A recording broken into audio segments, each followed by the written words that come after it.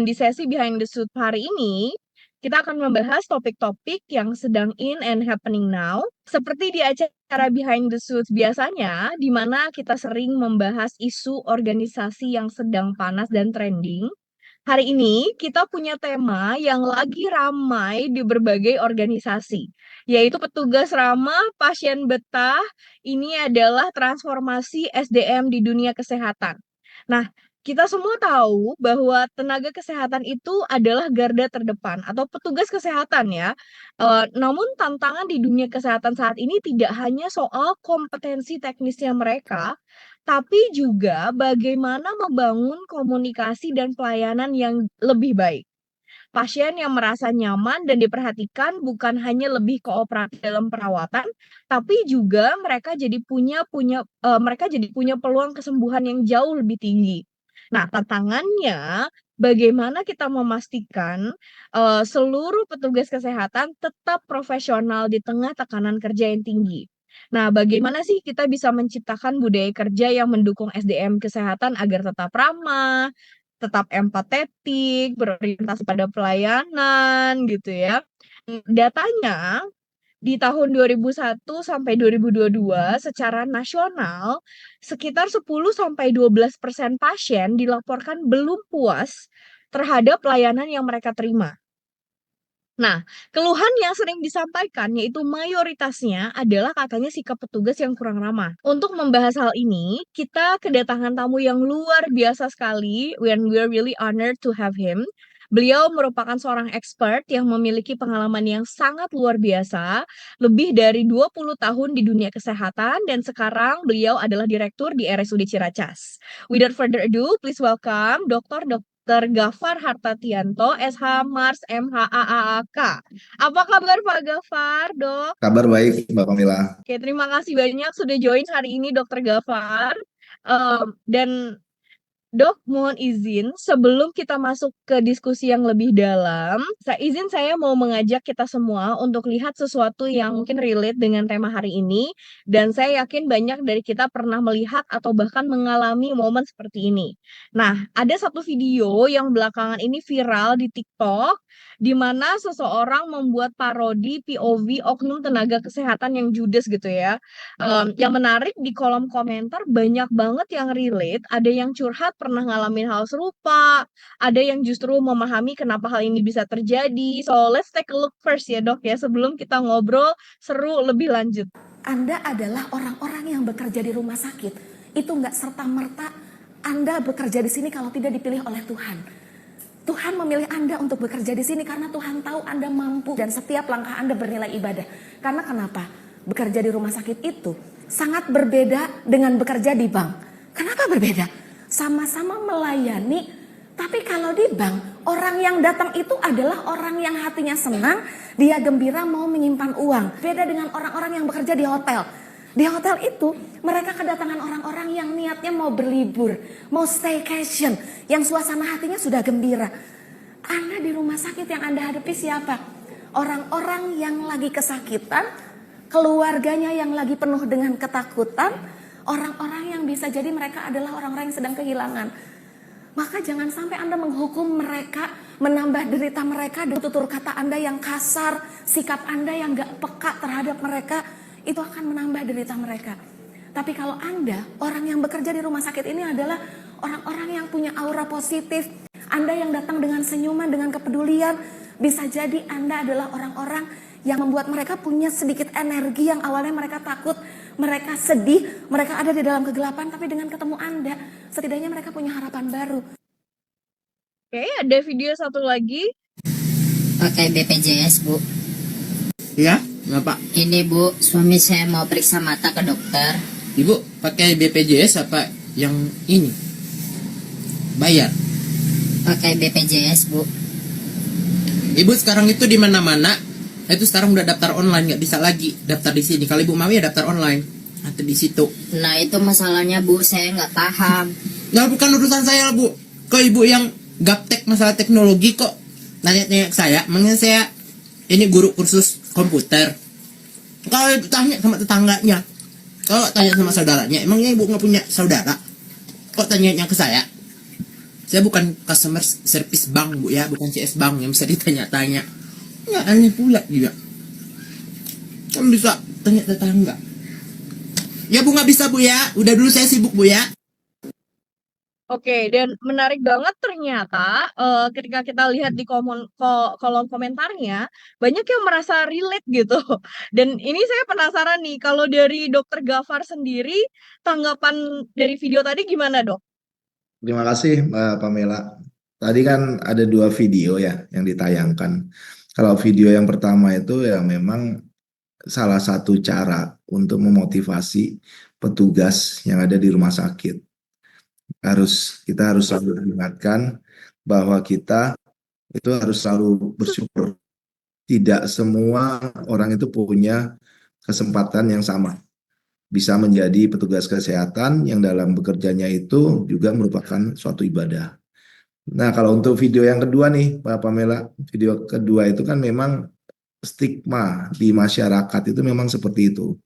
Jadi anggapannya kalau petugas di rumah sakit pemerintah, petugas di puskesmas, yaitu jutek dan judes. Jadi nggak salah juga. Dan memang ada juga sampai sekarang pun petugas di kita yang seperti itu. Petugas di fasilitas kesehatan pemerintah maksudnya. Menurut Dokter Gafar tuh sebetulnya idealnya pelayanan itu seperti apa sih yang Dokter Gafar bayangkan gitu, Dok, untuk diterapkan di banyak rumah sakit? Kalau yang datang ke rumah sakit itu kan rata-rata orang yang sakit ya Mbak. Mereka itu juga pastinya untuk perasaannya itu juga lebih sensitif. Kalau saya sih selalu sampaikan kepada rekan-rekan saya di rumah sakit ya, kita tuh hampir mirip kayak hotel. Cuman bedanya kalau hotel itu yang kita layani adalah orang yang sehat, kita memberikan mereka perawatan, tempat tidur. Tapi kalau di rumah sakit yang kita layani itu adalah orang yang sakit, yang otomatis perasaannya lebih sensitif. Kita ngomongnya datar aja dipersepsikan oleh mereka, ngomong kita agak tinggi. Jadi memang harus benar-benar punya seni juga dalam melayani pasien di rumah sakit itu, Mbak. Dan, seninya menurut Dokter Gafar tuh tantangan terbesarnya apa sih, Dok? Soalnya kan kalau kita kebayang hotel, oh ya udah, you're just being nice, kita harus senyum gitu. Apakah sebetulnya beyond dari itu gitu, Dok? Kalau saya selalu tekankan kepada karyawan, coba untuk melihat dari POV pasien. Bagaimana kita perlakukan kalau seandainya kita sakit, bagaimana seandainya keluarga kita ada yang sakit, bagaimana sih kita yang diperlakukan. Kalau misalnya kita sudah bisa melihat dari sudut pandang seperti itu, saya rasa nantinya dari dalam diri petugas yang di rumah sakit itu akan lebih muncul kepekaan, sehingga dalam melayani itu nantinya lebih tulus, lebih ikhlas. Nah, berarti sebetulnya menurut dokter tuh semua orang bisa seperti itu nggak sih, Dok? Seharusnya semua bisa, tapi semua itu kan tergantung dari karakter dari karyawan sendiri ya. Itu makanya kita lihat kalau dalam dunia kerja itu ada yang istilahnya soft skill, ada istilahnya hard skill. Kalau soft skill itu kan sebenarnya dari kita kecil, dari kita di rumah itu sudah diajarkan bagaimana kita harus bersikap sopan kepada orang yang lebih tua, bagaimana kita unggah-ungguh pada saat memberikan bantuan, bagaimana caranya kita meminta tolong, itu semua sudah diajarkan. Tapi mungkin kemudian dipengaruhi oleh faktor lingkungan, pergaulan, keluarga, kadang soft skill itu terkikis. Jadi ada juga karyawan itu yang bekerja akhirnya cuman standar, cuman yang penting sudah melaksanakan tugasnya, dia tidak memperhatikan bagaimana perasaan dari si pasien, begitu Mbak. Dan mungkin kalau misalkan di perspektif banyak petugas kesehatan juga ya, Dok, ya, saya jadi devil's advocate aja nih, saya kebayang gitu ya. Kalau saya taruh perspektif diri saya di petugas kesehatan, ya mungkin mereka merasa, well, kalaupun saya nggak berorientasi pelayanan seperti itu gitu ya, toh akan selalu ada pasien kok ke sini gitu, orang sakit akan selalu ada gitu. Menurut dokter gimana, Dok? Karena bisa Ya, jadi itu yang mendorong kenapa sih merekanya mungkin jadinya, mediocre gitu ya, Dok, ya? mm, itu yang sebenarnya mesti dirubah mindset seperti itu Mbak Pamela. Sekarang itu rumah sakit di Jakarta itu banyak. RSUD aja kita di DKI Jakarta itu kita punya 31. Jadi sebenarnya pada saat ini bukan pasien yang butuh RSUD Ciracas, tapi RSUD Ciracas yang butuh pasien. Karena kan pasien, masyarakat itu mereka bisa memilih. Mereka ingin dilayani kesehatannya di rumah sakit mana. Di sekitar kita di RSUD Ciracas itu ada RSUD Cipayung, ada RSUD Kramat Jati. Untuk swastanya ada Rumah Sakit Harapan Bunda. Sekarang kalau misalnya kita tidak bisa memberikan pelayanan yang terbaik kepada masyarakat, kepada pasien, kita tidak bisa memberikan pengalaman yang baik, itu pasti mereka akan kabur. Mereka tidak akan menggunakan lagi pelayanan yang ada di RSUD Ciracas. Makanya itu sesuai dengan tagline dari acara hari ini kan, kalau misalnya petugas ramah, kemudian pasien merasakan pengalaman yang berbeda, pengalaman yang menyenangkan pada saat mengunjungi RSUD Ciracas, pastinya mereka akan tetap betah datang ke RSUD Ciracas. Jadi esensinya justru kita yang perlu pasien ya, Dok, ya? Harusnya kita yang perlu pasien itu Iya. untuk rumah sakit umum daerah, apalagi untuk rumah sakit swasta.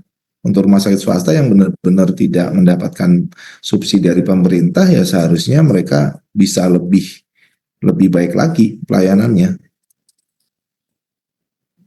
Dan kalau menurut saya mungkin kalau dokter berada di dua perspektif gitu ya, Dok, ya.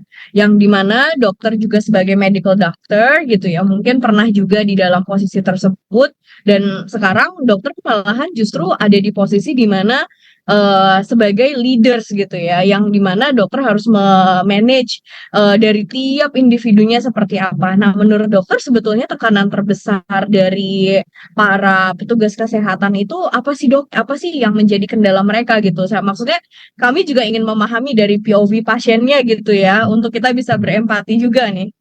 Ya, terima kasih Mbak. Jadi sebenarnya semua itu kembali lagi ke mindset dari petugasnya. Sebenarnya kalau misalnya petugas yang bekerja di rumah sakit itu selalu bersyukur, itu pastinya mereka dalam melayani itu akan lebih baik lagi. Jadi tidak ada rasa judes, tidak ada rasa tidak menghargai pasien. Karena seperti tadi yang diputar di video itu, yang disampaikan oleh motivator itu ya, tidak semua orang punya kesempatan bekerja di pelayanan kesehatan. Yang isinya itu nantinya merupakan ladang amal ibadah kita, Mbak. Itu yang sebenarnya harus ditanamkan dalam mindset dari petugas di rumah sakit.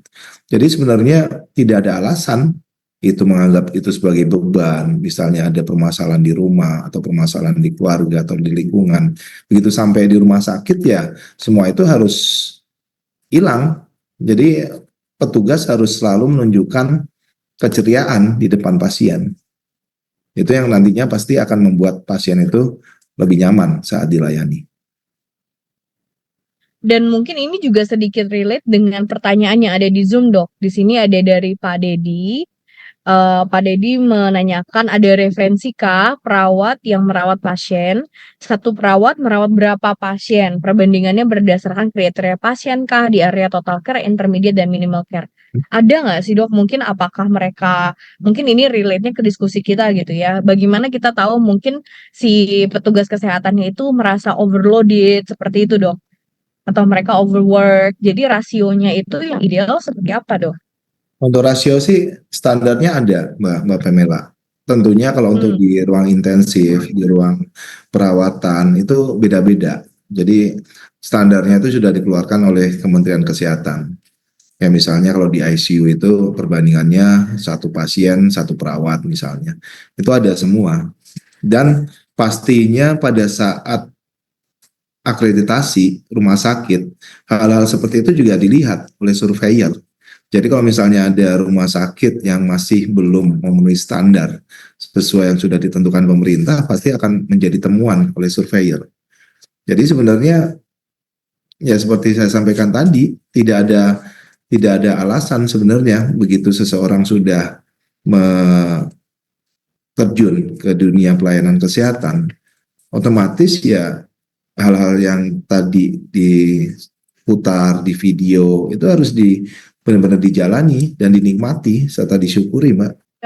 Dan ada nggak sih dok tips gitu ya, bagaimana kita bisa menjaga dan menyeimbangkan pelayanan masih tetap ramah, tapi juga efisiensi rumah sakit masih tetap baik gitu dok. Karena mungkin kan dari perspektif dokter gitu ya, sebagai leader dan juga memanage the entire hospital, pastinya ada consideration gitu dok. Ya, Bagaimana kita tetap melayani, tapi juga dengan budget yang efisien seperti itu. betul.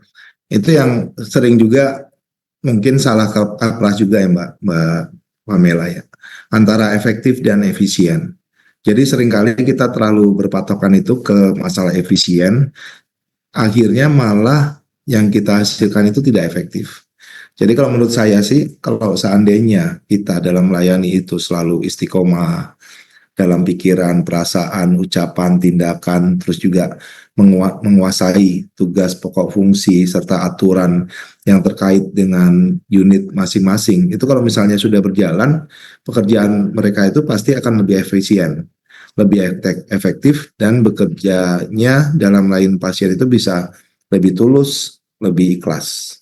Itu bener banget tuh dok, soalnya banyak leaders mereka hanya memikirkan efisiennya aja. Oh, Ini sebetulnya saya jadi ngerasa kayak, wah itu bisa jadi quote banget tuh dok, betul sekali. Kayak banyak kayaknya hanya terpikir cut cost, tapi nggak dilihat efektivitasnya gitu ya dok ya. betul. Jadi Kapan dok? Biasanya indikatornya apa sih dok ketika dokter udah mengefisienkan, tapi ternyata nggak efektif gitu dok? ya pastinya analisis dan evaluasi itu harus terus dilakukan, Mbak. Saya mungkin kasih contohnya mungkin di luar SDM ya. Kayak misalnya nih untuk masalah pemasaran aja. Untuk pemasaran itu kadang kita sering berpikirnya kita akan lebih efisien kalau misalnya kita membuat konten, kemudian kita upload di media sosial kita, kemudian kita menganggapnya itu sudah efektif. Dengan budget yang kecil kita bisa menjangkau semua pihak. Tapi sebenarnya itu juga harus dianalisis dari konten yang sudah kita upload itu apakah benar-benar tepat sasaran. Siapa saja yang sudah melihat, berapa banyak yang melihat, apakah konten itu disukai.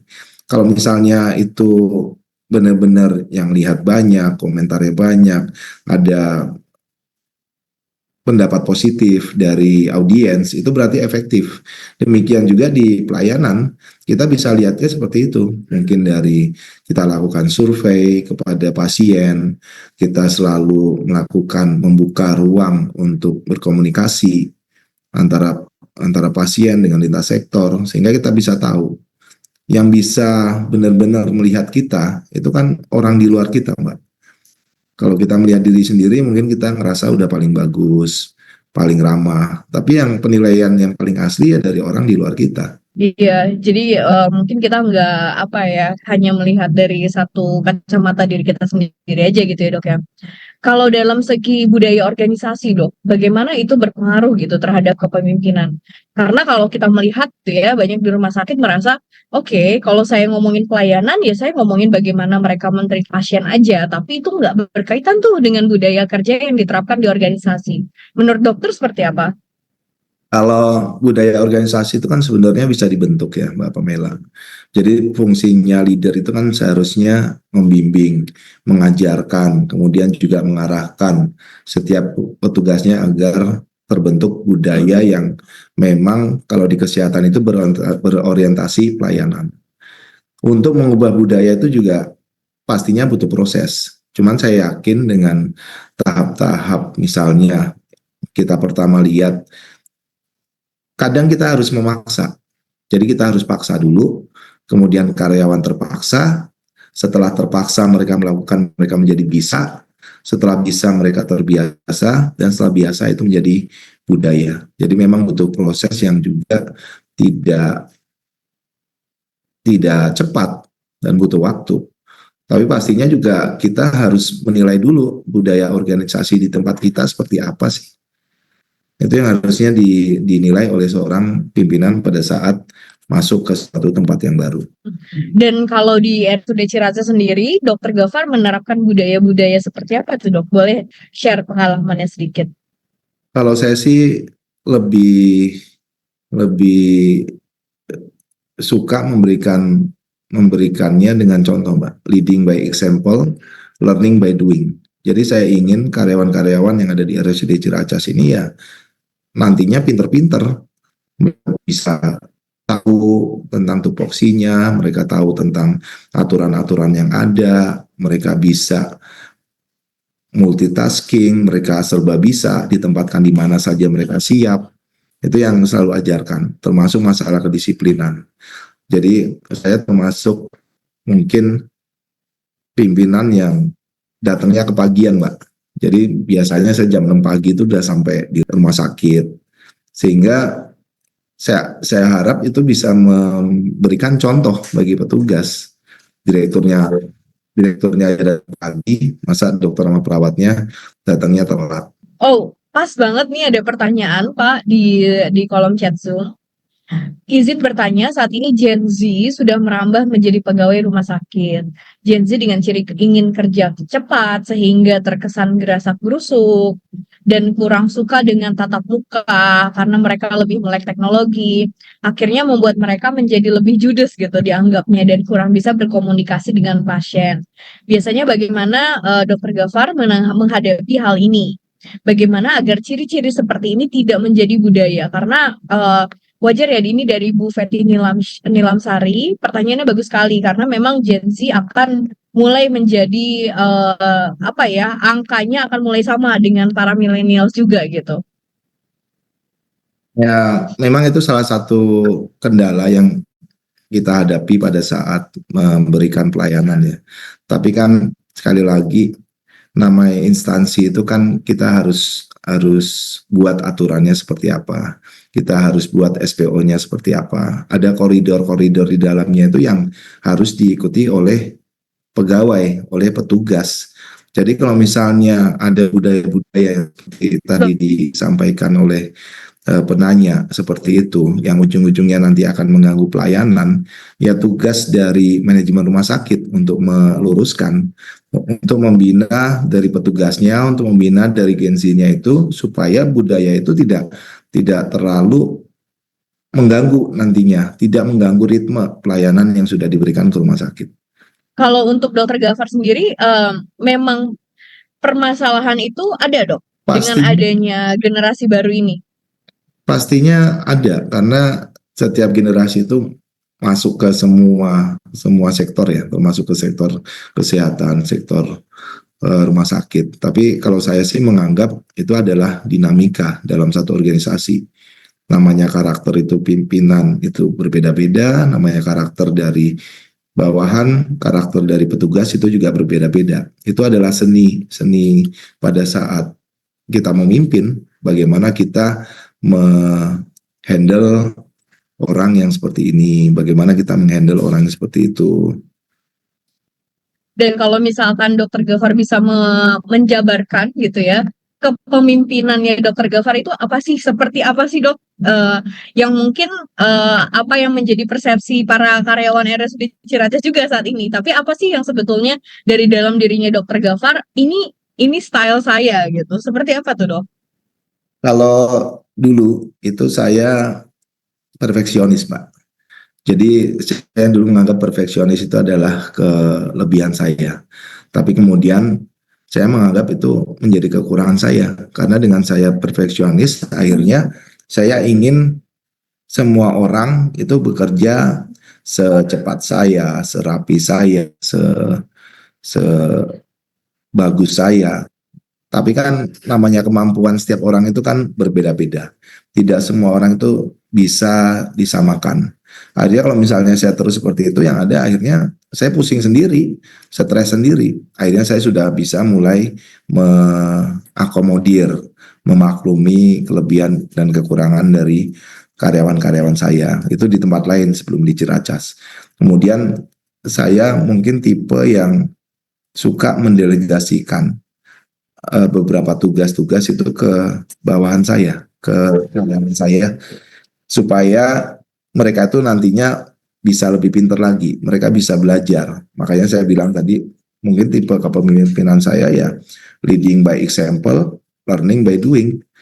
Meskipun kadang learning by doing itu seringkali diartikan trial and error ya, try and error. Tapi itu sebenarnya juga pinter-pinter kita bagaimana melihat kapan kita harus lakukan, kapan kita harus stop sehingga tidak terjadi error yang berkelanjutan. Dan kalau boleh saya mau lihat nih talent DNA-nya Dokter Gafar ya dok ya. Jadi Dokter Gafar di sini sudah pernah mengisi namanya talent DNA, ini adalah asesmen untuk menggali potensi diri, apa yang menjadi kekuatan terbesarnya Dokter Gafar di tab top 10-nya di sebelah kiri.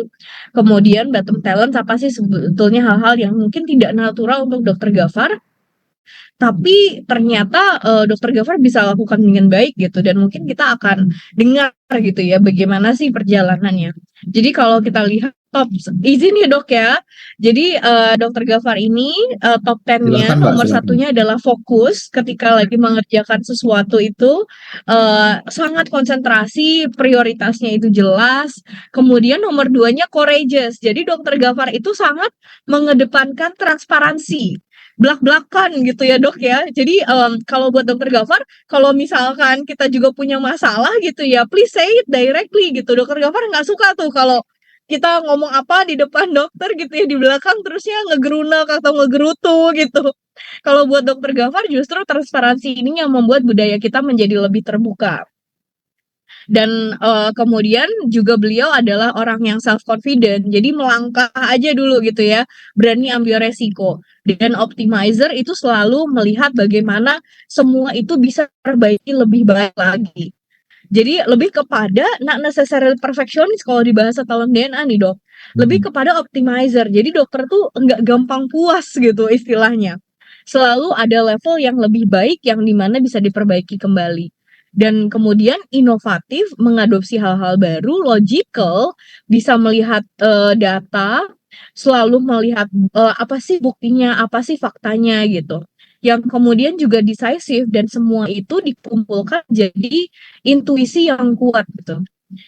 Dokter Gafar punya insting yang kuat dan bisa mengambil keputusan sangat cepat, dan di saat momen itu juga menjelaskan kepada tim dengan sangat clear gitu ya.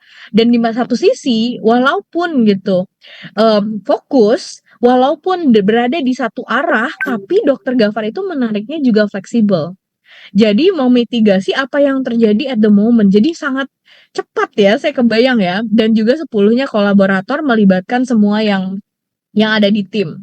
Nah, saya kebayang nih dok, dengan top 10 kayak gini, pasti dokter itu geraknya cepat banget.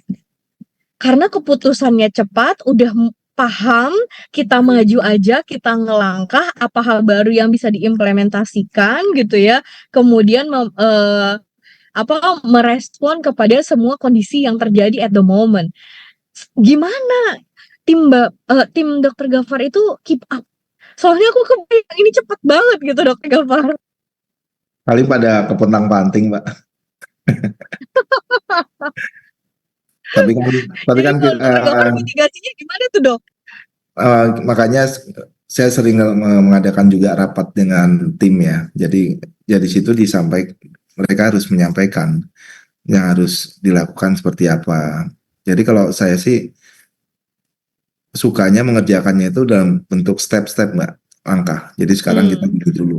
Kita tidak usah berpikir yang lebih panjang lagi. Karena saya yakin kasihan juga karyawan kalau misalnya mikirnya kepanjangan, ya akhirnya tadi itu step-step yang sebelum-sebelumnya malah nggak selesai semua. Dan kalau menurut saya juga, ini izin ya dok ya, di bottom itu dokter ada genuine, ada affectionate, yang dimana dokter itu nggak suka basa-basi sebetulnya, dan nggak bisa basa-basi gitu ya, dan tipikalnya itu komunikasinya terbuka dan transparan. Banyak yang nangis dok.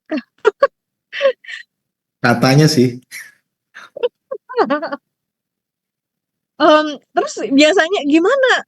Saya kebayang gitu ya, Dok, ya, soalnya kalau orang-orang Courageous itu ketika pertama kali ketemu, mungkin orang nggak akan suka gitu, karena suka sering disalahpahami. Nah, tapi seketika udah kenal, karena orang Courageous itu nggak ada agenda pribadi, kemudian semuanya transparan, terbuka, nggak pernah fake gitu ya, orang jadi trust sebetulnya ketika dalam jangka panjang. Nah, apa sih mungkin, trik-trik dari Dokter Gafar gitu ya selama ini? Karena mungkin Dokter Gafar juga aware bahwa Dokter Gafar adalah orang yang transparan dan terbuka gitu. Bagaimana, tim bisa pelan-pelan mencintai dan memahami Dokter Gafar bahwa ini bukan ada intention buruk gitu, Dok? Ya pastinya saya juga selalu sampaikan ke karyawan ya Mbak ya. Jadi saya bilang kalau misalnya karyawan itu mengerjakan hal-hal yang ada di rumah sakit itu dengan baik, dengan benar, itu juga pasti sayanya ibaratnya nggak akan rese lah. Saya nggak akan bawel, saya nggak akan cerewet. Tapi kalau misalnya memang ada sesuatu hal yang salah, ya saya harus ingatkan, saya harus tegur. Itu artinya saya masih sayang kepada mereka. Saya masih peduli kepada mereka dan saya ingin petugas tersebut berubah. Kan begitu Mbak Pamela? Kalau buat Dokter Gafar sendiri, sekarang responnya gimana, dari tim gitu? Apa biasanya feedback-feedback yang suka Dokter Gafar dengar?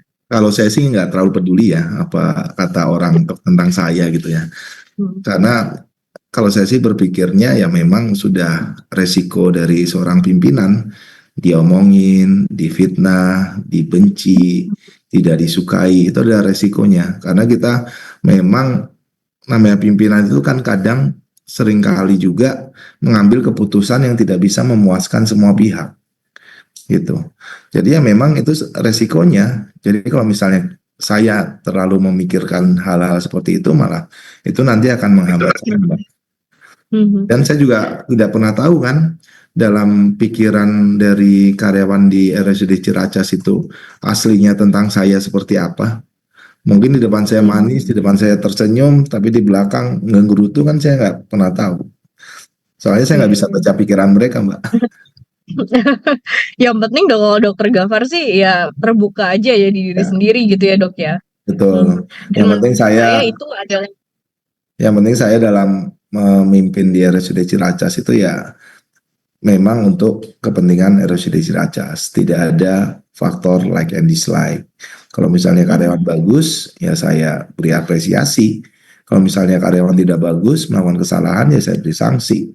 Ya harus objektif seperti itu, Mbak. Dan bagaimana mungkin, ketika melihat talenta seperti ini, Dok, bagaimana ini membentuk approach dokter sendiri terhadap masing-masing karyawan, Dok? Ya memang yang namanya karyawan tadi kan karakternya juga berbeda-beda. Cara maintenance-nya, cara mengelolanya, cara menghadapinya juga beda-beda. Ada karyawan yang cuman dipanggil, ditegur halus bisa berubah. Ada yang harus ditegur lebih keras baru berubah. Ada yang perlu juga diberi sanksi yang berat baru berubah. Jadi memang sebagai pimpinan kita harus punya seni menganalisis orang, mengasesmen orang. Dan kalau misalnya itu tidak pakai suatu aplikasi atau teknologi pasti akan butuh waktu yang panjang. Karena butuh pengalaman jam terbang yang banyak juga, yang tinggi juga untuk bisa menilai orang itu, Mbak. Terima kasih Dokter Gafar dan mungkin saya mau sharing juga nih, Dok, ada teknologi baru bernama AI Talent Management, boleh ditunjukkan, di mana ini adalah teknologi yang sudah terintegrasi dengan AI, di mana tadi assessment tadi talent DNA dicocokkan dengan AI untuk kita bisa melakukan talent management secara komprehensif dari mulai mengakuisisi siapa orang yang paling tepat. Jadi boleh klik job fit, kita coba klik job fit di sini. Dan di sini kita lihat existing employee dan mungkin untuk job sebagai manajer pemasaran atau apapun, kita coba diklik salah satunya. Dan kita lihat ke bawahnya, boleh scroll lagi, kompetensinya sudah langsung muncul dari AI yang kemudian kita bisa langsung klik untuk melihat siapa yang 5 orang terbaik boleh langsung di-submit, siapa sih 5 orang yang terbaik yang akan menduduki posisi ini, seperti itu berdasarkan potensi atau talentanya. Dan nanti AI-nya yang mematchingkan berdasarkan kompetensi tersebut, siapakah yang paling sesuai. Kemudian AI-nya juga memberitahu talenta apa yang diperlukan, boleh ke atas sedikit, Cel, di mana di talent analisisnya kita akan bisa melihat, oh ternyata untuk jadi manajer mereka harus resourceful, mereka bisa memanfaatkan sumber daya, mereka harus strategizer, bisa memilah dari beberapa opsi, mereka harus logical, melihat dari bukti yang ada, dan dari situ sudah langsung muncul siapa kandidat yang paling sesuai. Boleh di-scroll sedikit ke bawah dan persentase kesesuaiannya. Ini yang pertama, kemudian ketika kita geser, kita langsung tahu siapa yang kedua, dan seterusnya. Boleh di-swipe ke kanan, nah seperti itu. Dan dari sini juga, kalau kita lihat di sebelah kanannya, ada persentase untuk masing-masing kompetensi. Gunanya apa? Sehingga kita tahu area mana yang mungkin untuk masing-masing karyawan dia akan perlu support lebih dalam. Karena kita percaya bahwa development itu harus individualize. Seperti Dokter Gafar tadi gitu ya, tiap orang punya karakter yang beda-beda yang pastinya dia pun memerlukan aid atau memerlukan bantuan yang berbeda-beda juga gitu. Dan bagaimana kita bisa membantu mereka untuk sukses dengan memberikan bantuan-bantuan tersebut sesuai dengan apa yang mereka perlukan. Dan misalkan kita mau klik orangnya, klik profilnya, dan ini bisa menjadi tools leadership di mana masing-masing orang pun sudah tertera apa top 10 talentnya dan juga bottom talentnya. Analisa dari talentanya itu sendiri, scroll ke bawah sedikit, dan kita juga bisa mencocokkan dia terhadap suatu pekerjaan yang kita cari. Boleh ke bawah lagi, tolong. Nah, dan juga kesesuaian terhadap budaya organisasinya. Dan di bawahnya juga ada development suggestion, di mana ini di-tailor untuk masing-masing karyawan. Apa yang menjadi career advice-nya dan juga development suggestion. Dan ini tersedia dalam bahasa Indonesia juga. Nah, kalaupun kita ke beranda lagi, ke home, dan ketika kita ke sini, ke beranda, kita pun bisa melihat bagaimana sih organisasi saya. Jadi, klik Organization Insight.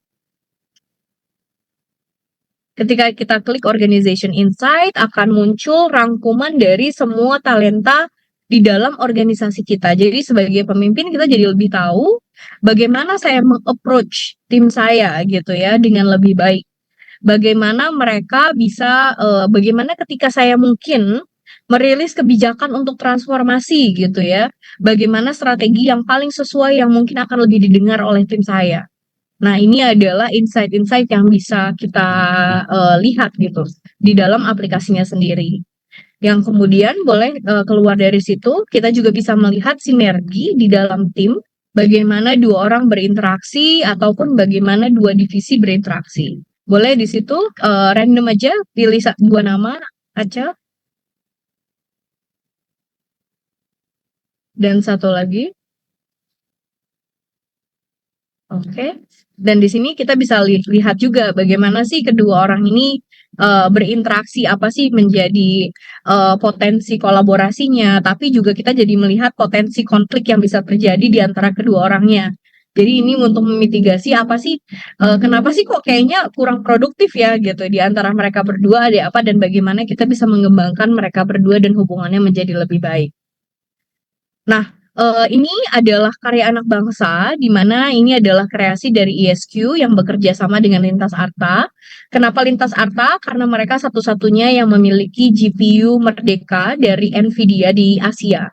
Jadi dipastikan ini adalah aplikasi satu-satunya di Asia yang menggunakan AI yang bukan dari open source, yang dimana AI-nya berkedaulatan Indonesia, jadi datanya sudah sesuai dengan PUDP Indonesia. Jadi kalau misalkan Bapak Ibu di sini ada yang berminat, boleh scan QR berikut. Silakan aja ditunjukkan QR-nya. Dan kalau sambil kita diskusi lebih lanjut nih dengan Dokter Gafar gitu ya. Kalau menurut Dokter Gafar, apa sih kayaknya di dalam banyak mungkin RSUD gitu ya. Bagaimana seberapa penting sih pengadopsian atas teknologi gitu, Dok? Oke, terima kasih Mbak. Jadi kalau saya lihat sih dari talent DNA ini sangat sangat membantu ya dalam memetakan karakter dari karyawan di RSUD yang jumlahnya ratusan. Daripada yang tadi saya bilang itu kita harus menganalisis satu persatu dari karyawan yang butuh jam terbang tinggi, yang butuh pengalaman menganalisis. Ini memang AI yang talent DNA ini sangat benar-benar membantu. Meskipun juga sebenarnya kita tetap harus bandingkan juga, Mbak. Kita harus compare juga hasil dari talent DNA ini dengan karyawan yang bersangkutan pada saat kita komunikasi. Karena namanya aplikasi itu kan kalau misalnya kita memasukkan datanya pada saat kita inputnya kita asal-asalan misalnya atau sembarangan itu juga hasilnya juga pasti tidak akurat itu. Tapi paling tidak teknologi ini sangat membantu dan RSUD Ciracas kan sudah mulai menggunakan ini juga. Jadi tadi yang mengkombinasikan A dengan si B itu udah kami lakukan, Mbak. Jadi secara iseng, secara secara acak, bagian kepegawaian saya juga melakukan seperti itu. Ini kalau si A kalau dengan si B, dia nanti jadinya kombinasinya seperti apa. Kemudian juga aplikasi ini sangat berguna untuk bagian kepegawaian sehingga bisa nantinya mereka bisa merekomendasikan kepada saya sebagai direktur put the right man in the right place sehingga RSUD Ciracas ini bisa memberikan pelayanan yang lebih baik lagi dan lebih optimal. Iya, terima kasih Dok. Jadi memang kami juga aspirasinya dari AI Talent Management di Talent DNA adalah kita ingin bahwa keputusan itu bisa diambil secara objektif gitu Dok. Di mana semuanya pun berbasis data dan di mana dengan penggunaan ini justru malahan menghemat biaya operasional tanpa mengorbankan efektivitas dan akurasi gitu. Dan harapannya sebetulnya overall pastinya akan bisa meningkatkan produktivitas tim secara signifikan dan juga pencapaian dari rumah sakit itu sendiri. Dan Dokter Gafar, nggak kerasa kita udah hampir 1 jam dan sebelum saya tutup, boleh nggak Dokter Gafar mungkin berikan kata akhir gitu ya untuk kita semua, bagaimana sih, apa sih kunci-kunci sebagai leader gitu ya Dokter Gafar, membuat pelayanan yang prima, tapi juga membuat pasien betah gitu ya, bukan hanya mungkin petugas kesehatan yang ramah, tapi juga bagaimana secara overall Dokter Gafar memimpin transformasi SDM yang seamless gitu Dok. Terima kasih Mbak Pamela. Kalau quotes dari saya sih paling you are what you think. Jadi kita itu apa yang kita pikirkan. Jadi kalau misalnya kita dalam mindset sudah menanamkan, kita sudah bekerja di bidang pelayanan kesehatan, kita sudah berniat memberikan pelayanan yang terbaik, itu pasti akan bisa kita lakukan. Tapi kalau belum apa-apa, kita sudah berpikir bebannya banyak, jam kerjanya tinggi, overload, itu pasti hasilnya juga akan jelek. Jadi sekali lagi, you are what you think. Wah, oke, keren banget nih Dok. Dan terima kasih banyak kepada Dokter Gafar atas waktunya dan obrolan yang seru ini. Tentunya banyak banget ilmu daging yang tadi sudah di-share oleh Dokter Gafar dan meskipun obrolan kita harus diakhiri nih Dok, semoga kita bisa bertemu lagi nih di kesempatan lain. Please jangan bosen untuk diundang sama kita di Behind the Suit ya Dok. Karena dari tadi kita seru banget dan kita banyak dapat insight dari dokter. Terima kasih Bapak Ibu semua yang sudah hadir di Behind the Suit pagi ini. Ini acara webinar reguler yang kita lakukan di setiap Jumat pagi. Jadi feel free untuk join kembali di minggu depan dengan tamu-tamu lainnya juga. Sekeren Dokter Gafar juga gitu ya. Dan terima kasih banyak di Jumat berkah ini Dokter Gafar atas waktunya. Selamat melanjutkan aktivitas dan semoga informasi yang kita dapatkan hari ini bisa bermanfaat bagi kita semua. Sampai ketemu di Behind the Suit minggu depan. See you talented people. Wassalamualaikum warahmatullahi wabarakatuh. Terima kasih banyak Dok. Waalaikumsalam warahmatullahi wabarakatuh.